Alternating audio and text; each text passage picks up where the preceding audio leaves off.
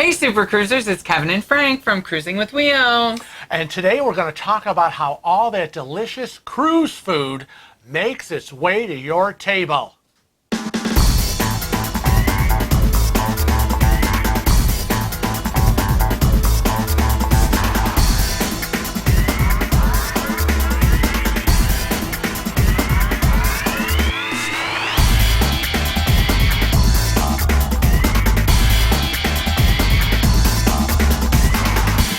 So now we're going to give you the process on how all of this happens, and we're going to use Royal Caribbean's Symphony of the Seas mega ship as an example. Now on the Symphony of Seas, which is Royal Caribbean, there can be over 6,600 people aboard the ship at any given time. And all those people need to eat 3, 4, 5, 6, 7, 8 times a day. There's breakfast, lunch, and dinner, plus there's always the snacks and the 24-hour food venues as well. It never seems to stop. It doesn't. There's food everywhere. Now, the ship kitchens run, as you said, 24/7, manned by a culinary team of more than 1,000 people. Now, they dish out over 30,000 meals every single day, and they do it all from these compact kitchens on a rocking ship. Now, I know you think that starts the day you step on the boat, but it really doesn't. It generally starts on the loading dock. In particular, on a Saturday in most cases with the Symphony of the Seas, that happens to be their turnaround day. And all new food is delivered to deck number 2. All the food for the ship's 23 different restaurants is stored there. Every week, there's a $1 million shopping budget. Can you believe it? All of that is just for the 7 days of food. Isn't that crazy? Now, this is how the operation runs. And they monitor it on a daily basis. What has been used, what has not been used, and then they adjust the orders accordingly. Now, on turnaround day, 30 trucks arrive at the Port of Miami for that ship, carrying about 500 pallets worth of inventory. And all that has to be loaded onto the ship by 4 p.m. Now, over 600,000 pounds of food and drink are provisioned for just 1 week of sailing. Once on board, everything is moved along the ship's secret highway. It's actually called I-95, and it runs the entire length of the ship on deck number 2. Yeah. Now they separate all the food into different locations that they're supposed to go. Now they have about 20 different storerooms divided into freezers, fridges, walk-in fridges, and dry stores. Now wait a minute. What about my ice cream? Well, that's coming up, because the seafood, the meat, and the vegetables and fruit are all divided and stored in their separate fridges. But for you, they have 6 freezers where the 700 pounds of ice cream that'll be eaten each week are stored. Now, the dry goods are stored down on deck 1. Now, an elevator gets the food downstairs. The ship's team checks all the food for quality control every single day. And if produce is ripening faster than it's expected to, then they try to work it into another meal. Yeah, no waste. Now, once the inventory is stored, restaurants and upper decks, right? Because all the restaurants are on upper decks, put in their food orders. Then the chefs will come downstairs, pick up their order, and cart it away to be cooked. Now, the ship's team of 280 plus chefs run the kitchens 24/7. Now, each chef works a 10 to 12 hour day. That's a lot. Yeah, now their contracts usually are about 4 months long, and that's without a single day off. Now, some of the people start work at 8 a.m. in the morning all the way to 2 p.m. Then they can take a break, but they come back again for the 5 to 9 p.m. feeding. Then other groups start work at about 10 p.m.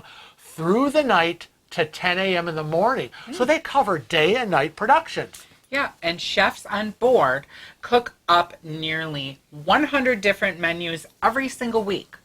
All the menus are developed at Royal Caribbean's Miami headquarters. Yep. And every week Chefs stick to the same rotation of menus, cooking up everything from rack of lamb, I know that's not your favorite, all the way to hand-rolled sushi. Yep. Now, all the cooking happens in about 36 kitchens. There are 12 specialty restaurants on board, costing up to about $50-ish per person. And each of those restaurants has its own little small galley. Now, in those tight quarters, chefs crank out the same menu every day. So at Jamie's Italian, it's fresh pasta. At Hooked Seafood, it's over 2,000 oysters shucked per cruise.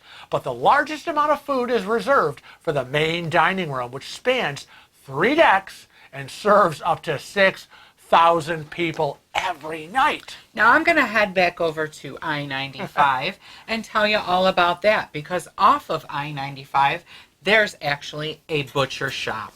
The butcher shop goes through about 15,000 pounds of beef and 9,700 pounds of chicken every single week. There's also a veggie cutting room and a fish thing box. Gosh. Lobster, which is obviously Yes. the most popular dish in the main dining room, has about 2,100 pounds served of lobster Wow. tails every single week. That's crazy. That's crazy. Now, finally, the food heads upstairs to the main galley. Now, the ship's biggest kitchen is broken down by categories. You have desserts, bread, cold food, and hot food. And we've seen this setup on other ships. Now, for dessert, chefs whip up cakes, chocolates, and about 100 different types of pastries. Over in the bread bakery area, they make 40 different kinds of bread from all over the world, all from scratch. Now, the chefs can see a tally of each dish ordered up on a screen, okay? Kind of like your fast food setup. Right. The system also keeps track of how much inventory is being used. In the cold room, salads and appetizers like carpaccio come together. And in the hot room, chefs dish out soups, sauces, sides, and mains. I need to be in the hot room. Now, there are 2 kinds of chefs. Chefs working on the line, plating up, and chefs on the stove cooking. So everything they do is batch cooking. They grill a steak here, then they pass it over there. That person is plating it up to the desired requested temperature so that the guests are always getting fresh food. Now, finally, the waiter delivers those dishes to hungry guests out in the main dining room.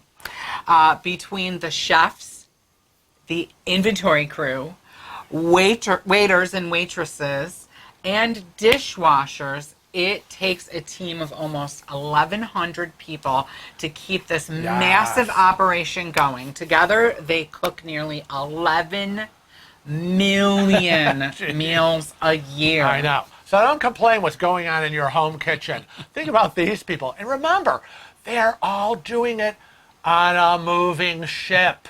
Now, just as a side note, I do want to mention, as we discussed, there are many different types of chefs, and there's, what did we say, 32 different kitchens? 36, I think. 36 different kitchens. I just want to tell all those people out there, because we do deal a lot with special needs, that every single one of those will have a special area for prepping gluten-free meals. Right, right. So if you have any kind of allergy, and it's on your special form that you would send in to make sure that the ship and the restaurants know that you have this allergy, they do have, we've seen They it. have dedicated areas, Dedicated and areas. they also will have dedicated areas for kosher. Yes. If that is something you requested. So yeah, and it's just fascinating when we got a kitchen tour.